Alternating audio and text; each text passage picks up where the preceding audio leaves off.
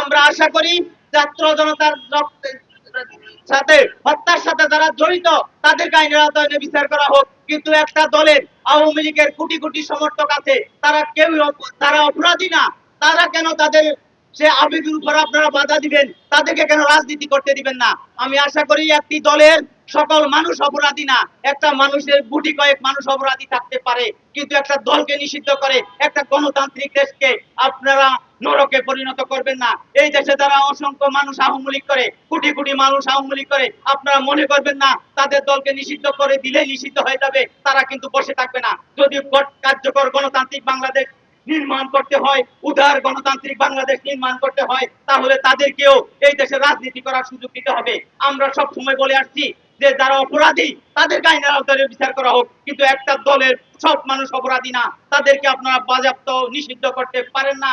তাই আমি একটা গণতান্ত্রিক মানুষ হিসেবে আমার দল বাংলাদেশ সমতা পার্টি একটা উদার গণতন্ত্রকে বিশ্বাস করে, সেই জন্য আমরা আজকের এই সমাবেশ থেকে দাবি জানাচ্ছি আওয়ামী লীগকে তার রাজনীতি করার সুযোগ দিতে হবে এবং অপরাধী যারা 5ই আগস্ট ছাত্র জনতার গুলি করে হত্যা করেছে তাদেরকে আইনের আওতায় এনে বিচার করতে হবে। সর্বোপরি এই বাটপার মোহাম্মদ ইউনূস যে মব সন্ত্রাসের জনক, তাকে আইনের আওতায় এনে এবং ছোট ছোট যে মব সন্ত্রাসী ও কথিত উপদেষ্টা, দুর্নীতিবাজ উপদেষ্টা, তাদেরকে আইনের আওতায় এনে বিচার করতে হবে এবং তাদেরকে দেশ থেকে নিষেধাজ্ঞা দিতে হবে, তারা যেন কোনোভাবেই বাংলাদেশ থেকে পালিয়ে যেতে না পারে।